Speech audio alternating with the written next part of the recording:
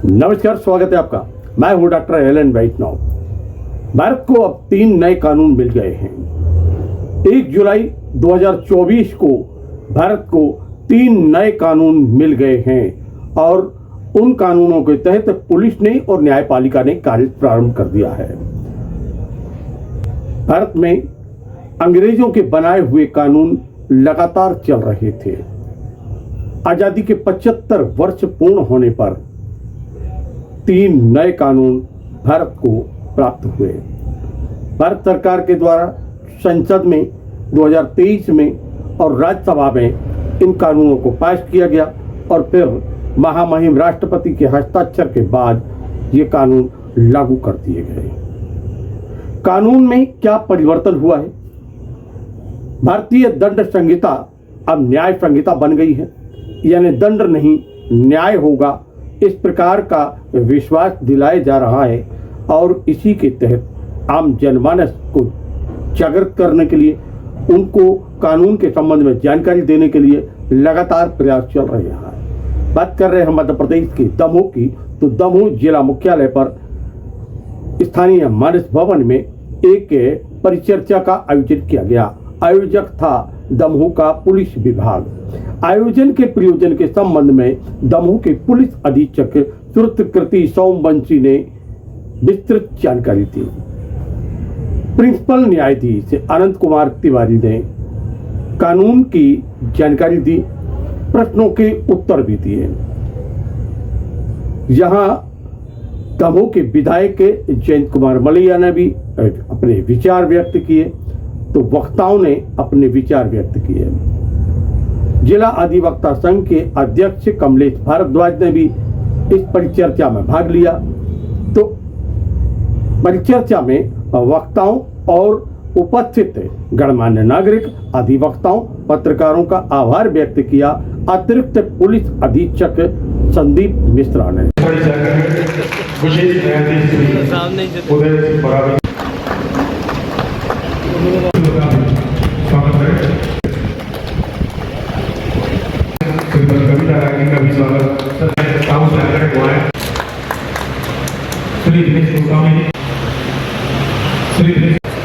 स्वागत ये 2023 में जो 3 मेजर प्रमुख आपराधिक कानून इनैक्ट हुए और 1 जुलाई से मध्य प्रदेश में और बाकी देश के प्रदेशों में लागू हुए हैं, उसके संबंध में आयोजन किया गया है। इन 3 कानूनों को लागू करने और पुराने 3 कानून में तरह तरह के बदलाव करने के लिए पिछले काफी समय से ये मांग चल रही थी कि जितने भी मेजर क्रिमिनल एक्ट्स हैं उसमें सुधार किए जाएं और आज के समय के हिसाब से सजाओं का, जुर्माने का और दंड प्रक्रिया का जो भी प्रावधान है वो नए समय और नए जमाने के हिसाब से बनाया जाए। इसी से जुड़ी हुई मैंने एक प्रेजेंटेशन आप सबके लिए तैयार की है, जिसमें मोटे तौर पर इन 3 कानूनों में क्या परिवर्तन किए गए हैं और उनके होने वाले प्रभावों को यहाँ डिस्कस किया हुआ है। स्थान विशेष के खिलाफ ऑर्डर किया गया तो उसका बहुत ही गहरा प्रभाव पड़ा, इसलिए मॉब लिंचिंग को परिभाषित किया गया है और उसके संबंध में कड़ी से कड़ी तरह का प्रावधान भी किया गया है। इसके अलावा एक्सीडेंट में हीटर दर्द के मामले को परिभाषित किया गया है और उसमें एक्सीडेंट करने वाले व्यक्ति पर सूचना देने का जिम्मेदारी उसके ऊपर डाली गई है। अभी ये सेक्शन प्रभावशील नहीं है, सुप्रीम कोर्ट में इस पर विचार चल रहा है, पर ये बहुत ही अच्छा सेक्शन है। एक्सीडेंट के केसेस एक्ट में ऑर्गेनाइज्ड क्राइम को परिभाषित करने का प्रयास किया गया था, पर बहुत सारे लीगल डिक्शनरीज ने ये बताया कि वो परिभाषा हर प्रकार के संगठित अपराध को समेट नहीं पाती है।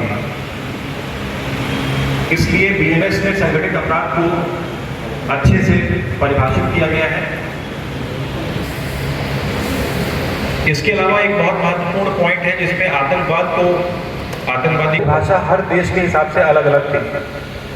भारत के लिए आतंकवाद का जो एक्सपीरियंस है वो पाकिस्तान से अलग है, बांग्लादेश से अलग है, अमेरिका से अलग है और तमाम यूरोपियन कंट्रीज से अलग है। इसलिए भारत में आतंकवाद को परिभाषित करने की बहुत महत्वपूर्ण आवश्यकता थी, जिसको बीएनएस अब पूरा करता है। नेक्स्ट,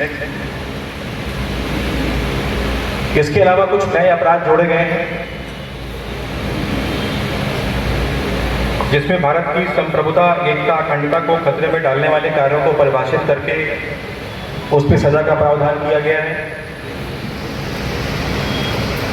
झपटमारी, स्नैचिंग को अपराध के रूप में मान्यता देते हुए उसको परिभाषित करते हुए एक अलग से सेक्शन जोड़ा गया है। आमतौर पे पुलिस विभाग में स्नैचिंग को लेके बहुत डिस्कशंस होते रहे हैं और जुडिशियल साइड से भी इस विषय में तमाम तरह के निर्णय पारित किए गए हैं कि किस घटना को स्नैचिंग में माना जाए, किस घटना को लूट में माना जाए। चेन स्नैचिंग की घटना को लूट की घटना मानी जाए कि ना माना जाए। बहुत सारी जगहों पर प्रयास हुआ कि आईपीसी की धारा 392 में इसको प्रकृति का नियम। हमारे देश में जब संविधान लागू हुआ और आज तक सांसद के द्वारा 106 संशोधन पारित किए गए। बोलचाल की भाषा में हम अपनी आवश्यक वस्तुओं को रिसाइकिल करते रहे। कहने का मेरा आशय ये है कि एक बार अगर बटन टूट जाए शर्ट की तो हम बटन चेंज कर देते हैं। ऐसा करके हमने 6 बटन चेंज कर दिए। लेकिन अगर आपको पूरे कपड़े में रफू करने की स्थिति आएगी तब आप क्या करेंगे? आप उस वस्तु को रिसाइकिल करके एक नया रूप और अलंकार देंगे। मेरी समझ से पार्लियामेंट ने शायद यही किया है कि समाज में सर्वप्रथम दायित्व सभी व्यक्तियों का लॉ एंड ऑर्डर को मेंटेन करने का। तो पहली बार ऐसा हुआ। रिपील तो ऐसे बहुत सारे कानून हुए हैं संसद में, विधानसभा में, लेकिन आपराधिक कानून ये पहली बार ऐसा हुआ कि 3 नए कानूनों की सौगात हम लोगों को मिली। पहली चुनौती इन कानूनों की व्याख्या करने की न्यायपालिका की नहीं, अधिवक्ता की नहीं, अपितु पुलिस की। मैं एसपी साहब की इस बात को बल देना चाहता हूँ कि अनुसंधानकर्ता जब प्राथमिकी दर्ज करता है, मेरा अभी आप टेक्निकलिटीज पे, तकनीकी त्रुटियों पे मत जाना। अनुसंधान प्रारंभ होता है अपराध की सूचना प्राप्त होने के बाद और अपराध दर्ज होने के बाद। एफआईआर के समय अनुसंधानकर्ता क्या कार्य कर रहा है, उसके पश्चात कौन अनुसंधानकर्ता क्या कार्य कर रहा है, ये चुनौती आज हम लोगों के सामने खड़ी हुई है। इसके अलावा ये कानून, इसकी व्याख्या ये कैसे होगी, ये कब अमल में आएगी, तो ये समाज के लिए कोई नई बात नहीं है। क्या 1861 में जब लॉर्ड मैकाले ने नई आईपीसी ड्राफ्ट की थी और वो कानून जब हमारे समक्ष आया, प्रक्रियात्मक विधि आई, सीआरपीसी एक बार फिर अमेंड हुई 1973 में, तो उस समय भी हमारे वरिष्ठ जन थे जिन लोगों ने इन कानूनों की व्याख्या की है और बखूबी बहुत अच्छे से अनुसंधान पूर्ण किया है। न्यायपालिका ने भी कानूनों की व्याख्या कर इसका निष्पादन किया है। नए कानूनों में सर्वप्रथम एक जजमेंट माननीय पंजाब एवं हरियाणा उच्च न्यायालय का कुछ बिंदुओं पर आया है, तो उस पर मैं अभी परिचर्चा नहीं करना चाहता क्योंकि वो हमारा विषय नहीं है। परिवर्तन को देखते हुए संसद ने ये पाया, जैसे मैं आपके समक्ष एक छोटा सा उदाहरण रख रहा हूँ, 2 उदाहरण रखूँगा। दमोह में मैं 1 जुलाई को ज्वाइन किया। हमारे बीच एक अधिवक्ता साथी है, उनका चेहरा दिखने पर मुझे एक बात ख्याल आ गई। मैं पूछा सुबह उठकर आप क्या करते हैं? तो बोले कुछ नहीं साहब, मैं तो सीधे उठा करके मोबाइल देखता हूँ। तो मैंने कहा कि ऐसा आप नहीं करते, समाज दमोह में पूरा समाज ऐसा करने लगा। अब बात आती है किसी क्राइम पे। सपोजिंग उस क्राइम पे पुलिस नहीं पहुंच पाती, हमारा एक किसान भाई घटनास्थल पर पहुंच जाता है। वो घटनास्थल पर एक फोटोग्राफ ले लेता है, जैसे उदाहरण के तौर पर एक छोटा सा 10 सेकंड का वीडियो क्लिपिंग बना लेता है। तो ये एक फोटोग्राफ और ये 10 सेकंड का वीडियो उसके मोबाइल में है। उसका ये दायित्व है नए कानून में कि इस तथ्य की सूचना वो पुलिस को दे जो संबंधित जवाबदार व्यक्ति को। लेकिन हम लोग ये जानते हैं और हमारे अभ्यास में भी है कि हम संकोच और डर के कारण उस तथ्य को छुपा सूचना नहीं देता। बाद पुलिस को वो लाश मिलती है और जब लाश के पास एक्सपर्ट्स पहुंचते हैं तब तक बहुत कुछ उस बॉडी में नहीं रह जाता, उसका चेहरा भी पहचान नहीं आता। 90 दिन बाद पुलिस को ज्ञात होता है कि अरे किसी एक नागरिक के पास, एक किसान भाई के पास इसकी फोटो है या वीडियो। तो प्रश्न ये है कि क्या नए कानून में ऐसा कोई साक्ष्य सुसंगत हो सकता है? क्या अनुसंधान का ये एक भाग हो सकता है? क्या सत्य की खोज में इसे एक साक्ष्य की अवधारणा दी जा सकती है? तो आप ये पाएंगे कि इलेक्ट्रॉनिक डिवाइसेस नए संशोधन के तहत साक्ष्य अधिनियम में इसे एक मूलभूत साक्ष्य माना गया।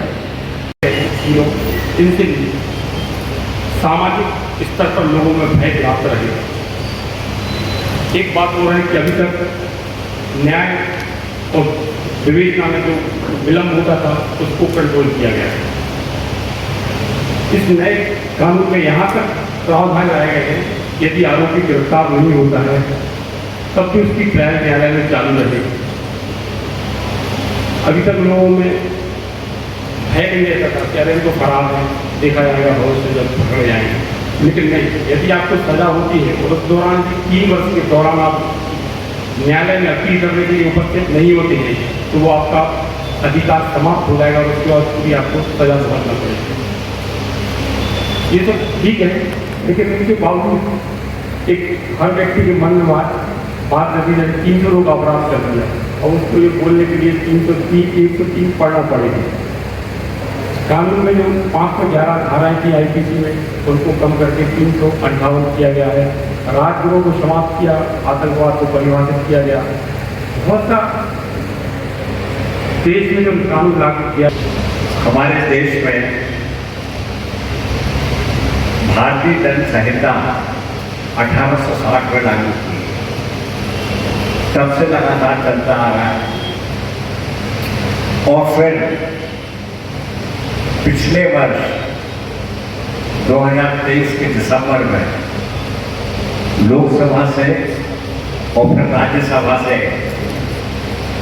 भारतीय न्याय संहिता पारित होकर राष्ट्रपति जी के हस्ताक्षर हुए और कुछ कारणों से अभी तक क्योंकि आचार संहिता थी, अब 1 जुलाई से ये नया विधान लागू हुआ है जिसमें कुछ धाराएं बढ़ाई गई हैं, कुछ धाराओं को संशोधन किया गया है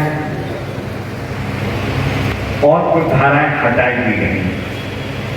ये जैसे एसपी साहब ने बताया, आदरणीय डीजे साहब ने सारी बातें बताई। मेरा सुझाव है एसपी साहब कि जिस तरीके से आपने जिला स्तर के ऊपर ये किया है, हर जो आपका थाना स्तर पर इस तरीके की बैठकें आप कराएंगे और जनता को अवगत कराएंगे। इस पर सबसे कम जानकारी होती है तो वो पब्लिक को होती है। हमारे पुलिस वाले बंधु सब जानते हैं, ज़्यादातर चीज़ें जानते हैं और परंतु जो आम नागरिक हैं उनको नहीं पता है कि कौन सी धारा हट गई है, कौन सी धारा में संशोधन हुआ है, किसमें क्या हुआ। जैसे पढ़ रहा था कि 12 वर्ष से कम उम्र की युवती के साथ गैंगरेप करने वाले को मृत्युदंड दिया जाएगा। ये नया प्रावधान है और समय की मांग ये होना चाहिए था। इसी तरीके की और भी बहुत सी चीज़ें हैं, कुछ चीज़ों में लोगों की शंकाएं हैं मैं चाहूँगा अगर मंच के बाद समय हो तो 10-5 मिनट 15 मिनट हमारे जितने भी मित्र आए हैं दमोह के अलग अलग क्षेत्रों से, कोई डॉक्टर है, वकील तो खैर ठीक है, वकील लोगों को तो उतना मतलब नहीं है, कोई सार्वजनिक जीवन में है, कोई व्यापारी है, इन लोगों के अगर कोई शंकाएँ हों तो उनका निराकरण हो सकेगा। मैं एसपी महोदय को बहुत बहुत धन्यवाद देना चाहता हूँ कि उन्होंने एयरपोर्ट साहब एंड अधिवक्ता साथी जो हमारे सभी अधिकारी और जितने गणमान्य हैं, ये जो गोष्ठी रखी गई थी इसमें आप लोग सभी उपस्थित हुए, हम लोग अत्यंत आभारी हैं। मैं इसमें थोड़ा समराइज करूँगा, इसमें जो थोड़ा अपना वो बोला है उसको मैं समराइज करना चाहूँगा थोड़ा इस तरीके से, जो क्वेरीज आई हैं बीच में कि जो आप लोगों के साथ ने बताया है, जैसे और सभी विद्वान लोगों ने भी आपको भाषण दिया, जैसे बताया कि अपने यहाँ जो IPC 1861 में बनी, मैं काले किला कमीशन ने लागू किया, वो लगातार चलती रही। अपना जब नया संविधान बना तो उसी को अपने अडाप्ट कर दिया। मल्टीपल जितने लॉ थे वो सभी अडाप्ट किएगा। अडाप्टेशन ऑफ 1947 से 50 में जब लागू हुआ तो उसके बाद अडाप्टेशन रिपोर्ट निकली है, मल्टीपल लॉ अडाप्ट किए गए हैं। इवन हमारा जो पुलिस एक्ट भी है उसको भी अडाप्ट कर दिया गया। जो इसी तरह CRPC 1898 में थी, जब 1973 में नहीं बनी, क्योंकि सेपरेशन ऑफ पावर में के तहत बहुत से राइट्स जो कलेक्टर साहब को थे वही जुडिशरी को दिए गए थे, तो separation of power constitution article 50 properly work करे, इसलिए ये 73 में चेंज भी थोड़ा हुआ था। इसमें DPO को भी हम लोगों से अलग कर दिया। तो मल्टीपल छोटे छोटे चेंज थे जो ड्यू टू कॉन्स्टिट्यूशन किए गए। कॉन्स्टिट्यूशन जब बना उसमें ये डिबेट हो रहा था कि हमारे फेडरल स्ट्रक्चर में लॉ कैसे लागू होगा, तो इसको क्या कॉन्स्टिट्यूशनल प्लान रहेगा IPC CRPC ये सब जो लागू करने का। तो उसमें हमारा जो फेडरल स्ट्रक्चर कॉन्स्टिट्यूशन का बन रहा था देश का, उसमें अलग स्टेट्स के अलग अलग नागरिकता नहीं थी, तो उस IPC CRPC को उन्होंने संवर्ती सूची में डाल दिया, पुलिस को स्टेट सब्जेक्ट कर दिया। तो ये सब लागू होने के बाद जो आर्टिकल फंडामेंटल राइट्स लागू हुए, और फंडामेंटल राइट्स के साथ जब इंटरप्रिटेशन कोर्ट ने किया जुडिशियल एक्टिविटी में 91 के दौर में जब लागू हुआ, तो आर्टिकल 21 को 19 को ना एलिमिनेट किया सब। इवन आर्टिकल 14 जो रूल ऑफ लॉ है उनको एलिमिनेट किया माननीय सुप्रीम कोर्ट ने। और बहुत सी चीज़ें जो लॉ में हम लोग को मैंडेट चाहते थे कि वो सोसाइटी चाहती थी, क्योंकि लॉ तो सोसाइटी को गवर्न करता है। लॉ नथिंग कॉमन सेंस, जो सोसाइटी बोलेगी वो लॉ होगा। तो वो जो सोसाइटी में चेंजेस होना थे वो माननीय सुप्रीम कोर्ट ने एक्ट के थ्रू लाए। बहुत सी चीज़ें हम लोगों को फिर उसके थ्रू हों, चाहे ललिता कुमारी केस हो जिसमें इन्वेस्टिगेशन का पावर हम लोग को दिया, या हथकड़ी हैंड का मल्टीपल क्वेश्चन ऑर्डर हुए, पर हम लोगों ने कानून का भाग नहीं दिया, जैसे SP सर ने बताया था। तो हम लोग जब ये सब चीज़ों का बाकायदा वो हुआ स्टडी और ये नए लॉ लागू हुए, बाकायदा कोर्ट से भी डिस्कस हुआ पूरा इनमें। तो मैं चूँकि SCRB में रहा हूँ, मैं इनको बहुत क्लोजली देखा है इस चीज़ को लागू करने में। आप लोग को शायद पता नहीं होगा कि एक ICJS से प्लेटफॉर्म है, inter operable criminal justice sector, वो एक मेन प्लेटफॉर्म है ऊपर बना हुआ इलेक्ट्रॉनिक एविडेंस के लिए। उसके में CIS से के थ्रू पूरे न्यायालय जुड़े हैं, हम लोग CC से पुलिस जुड़ी है, ई-प्रिजन में जेल जुड़ा है, ई-फोरेंसिक में फोरेंसिक जुड़ी है, मेट्रिक पार में कोर्ट जुड़ी है, जी मेट्रिक पार में अस्पताल जुड़े हैं। ऑलमोस्ट सभी लोग जुड़ गए। और उसका जो मॉनिटरिंग होती है माननीय सुप्रीम कोर्ट की करती है। सुप्रीम कोर्ट यूनियन लिस्ट में है कॉन्स्टिट्यूशन की, हम लोग स्टेट लिस्ट में हैं, और ये बाकी भी स्टेट लिस्ट में मोस्टली जो एजेंसीज हैं। हम लोग को दूसरी जगह काम करने में दिक्कत होती है कि मध्य प्रदेश पुलिस यूपी जाए, कैसे काम करे, कैसे प्रोडक्शन वार्ड लें, ये सब चीज़ें। जब इलेक्ट्रॉनिकली CC से उनसे जुड़ा ये हमारा ICJS प्लेटफॉर्म, कोर्ट की मॉनिटरिंग शुरू हुई। तो जो हमारा कॉन्स्टिट्यूशन में क्रिमिनल जस्टिस सिस्टम लागू करना था वो अच्छे से लागू हुआ, और जितने एक्टों ने उसको और अच्छा कर दिया।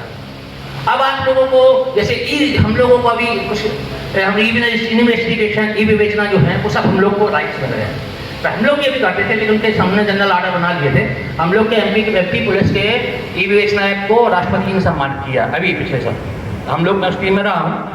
तो इन्वेस्टिगेशन जो बयान लेना इलेक्ट्रॉनिकली दृश्य, मतलब ऑडियो विजुअल बयान लेना, ऑडियो विजुअल टैबलेट लेकर आप दूसरी जगह जा रहे हो, आपको प्रोडक्शन वारंट लेना, वहाँ कोई कार्रवाई कराना, वहाँ भी जो CC ICJS के थ्रू माननीय न्यायालय देख लेता है कि हाँ यार के कोतवाली थाने में ये अपराध है, उसको प्रोडक्शन वारंट चाहिए। तो ये चीज़ जो आप लोग कह रहे हैं इम्प्लीमेंटेशन में प्रॉब्लम क्या है, नहीं कोई प्रॉब्लम नहीं, क्योंकि इसके पैरेलल जो ICJS है वो बन चुका है और उसकी मॉनिटरिंग कोर्ट कर रही है, जो यूनियन लिस्ट का सब्जेक्ट है। और यूनियन लिस्ट के सब्जेक्ट होने के कारण जो क्या है कि वो पूरा ऑल ओवर इंडिया एक है, हम लोग स्टेटस में कि यूपी पुलिस, एसपी पुलिस या ई प्रिजन, ये सब इसमें ये सब जुड़ने होने चाहिए, कारण जो हमारा कॉन्स्टिट्यूशन प्लान है वो अब अच्छे से लागू होगा। और इसमें जैसे अभी कुछ चेंजेस किए गए, माननीय एसपी साहब ने जैसे बताया, ऐसे हम लोग EFIR अपना राइट से दिया, आपको कहते हैं कि FIR नहीं हो रहा, आप हो जाइए, उस पर जाइए FIR में, आप करिए 3 दिन में आपकी FIR होगी। क्योंकि मॉनिटरिंग कौन कर रहा है? ICGS से कोड कर रहा है। आप नाम बढ़ा कर लिखो, घटा कर लिखो, फेयर इन्वेस्टिगेशन करेंगे। 156 CRPC में फेयर इन्वेस्टिगेशन था, ऐसा नहीं, कोड इंटरप्रिटेशन किया, अभी इसमें भी है, पर इसकी मॉनिटरिंग आप कोड करेगा तो हम लोग का जो क्वेश्चन हो रहा था कि पुलिस ने कर दिया, वो नहीं होगा। हम फेयर सोसाइटी की तरफ बढ़ रहे हैं, डेवलप नेशन की तरफ, वो इस चीज से लागू होगा। एक माननीय विद्वान अधिवक्ता ने कहा मेमोरेंडम आर्टिकल 20 में कि आपने खिलाफ साफ बिना वो अल्ट्रा वायरस माना जाता है, कि हमने करना है अल्ट्रा वायरस को केस हो जाएगा केस में। उसमें है इस 180 में हम लोग इन्वेस्टिगेशन में हम लोग को आर्टिफिशियल बयान लेने का राइट दिए गए, पर मैं सब प्रयोग तैयार नहीं है। हल हमने ले लिया, उसके बाद में आर्टिफिशियल बनाया, जबकि 104 114 नई सेक्शन है, पर 105 उसमें हमने आर्टिफिशियल जब्ती करी। आप उसको चैलेंज करिए, हम उसमें लॉ पूरा फैसला वैल्यू सब रखेंगे। हम बता रहे हैं उसमें सजा पड़ने की संभावना ज़्यादा रहेगी। और दूसरा ये अभी कुछ एक विद्वान लोग ने कहा कि गवाहों को धमका दिया, गवाहों को धमका पुराने उसमें भी था 195 IPC हमने कायम किया अभी पिछले महीने, नोट 2-3 केस अभी जमानत रद्द कराने का चल रहा है माननीय हमारी सरकार का अभियान। वो हम लोग ने उसमें भेजे हैं बहुत से केस, जो बाकायदा ISP सर ने बनाए हैं, केस भेजे हैं। पर आपको हिम्मत करना पड़ेगी, क्योंकि आप जब नहीं बोलोगे तो आप ही तो बोलोगे, तभी तो हम FIR लेंगे। नहीं तो पुरानी CRPC में 44 में तो आप कौन दे, यदि आप नहीं बता रहे तो हम जबरन में हम कह सकते हैं आप सामने खड़े, आप नहीं बोल रहे अपराधी, हम लोग नहीं करते थे। लेकिन आप कौन थे बताने के, वैसे में भी वो कौन, और पता हिम्मत आपको करना पड़ेगा। हमें मालूम है कि आम आदमी थोड़ा सा जगता है, आप करोगे हम करेंगे ना बाकायदा कार्रवाई। तो ये जो नई आई है, हमको जो डेवलप नेशन की तरफ हम लोग बढ़ रहे हैं, ट्रांजिशन सोसाइटी है, और जो से हम लोग डेवलप नेशन की तरफ बढ़ा, ये बहुत बड़ा रोल है एक्शन। हमको बहुत सी चीज़ें जो ICGS प्लेटफॉर्म के थ्रू मॉनिटरिंग हो रही हैं, उसमें हम लोग को भी सेफ्टी है, आप सबकी सेफ्टी है। और ये आडी वीडियो EV जो है, इसके थ्रू हम CCTV बंद कर देंगे तो अब वो भी नहीं होगा। मैं तो कुछ प्रोजेक्ट में रहा हूँ, ICGS में ई-वेज में बनाने वाले प्रोजेक्ट में भी मैं रहा हूँ, तो मैं मालूम है CCTV चला जाएगा तो करप्ट नहीं होगा, खुल जाएगा, आराम से ध्यान लिख सकता है, एडमिजिबिलिटी बढ़ जाएगी उसकी। उसके लिए बाकायदा न्यायालय में भी इनके बाकायदा पायलट प्रोजेक्ट चल रहे हैं। माननीय हाईकोर्ट की कमेटी है जो अपने यहाँ MP में सभी जगह, अपने यहाँ MP में हम लोग बैठते थे, वहाँ पे प्रशासनिक अकादमी में वो बाकायदा समीक्षा करती है। आप लोग ये नहीं सोचिए, इसमें पैरेलली गवर्नमेंट का और पूरे सिस्टम का वर्क चल रहा है, ला उसके बाद अभी आया।